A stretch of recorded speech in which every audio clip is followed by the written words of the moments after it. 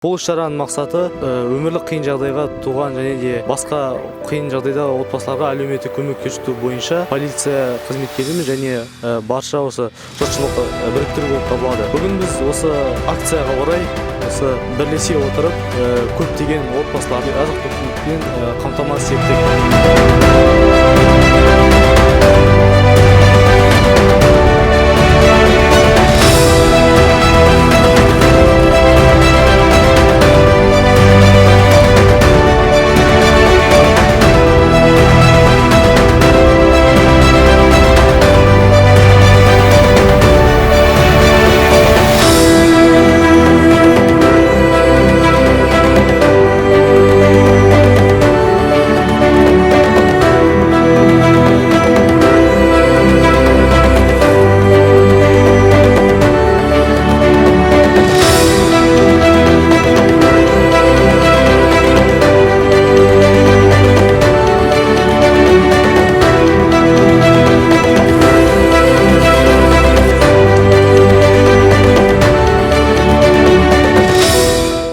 Алдағы уақытта көптеген жобалар аясында осы қиын жағдайға түскен отбасыларға психологиялық тұрғыда және заңдылық жағынан көптеген көмектер көрсетіледі.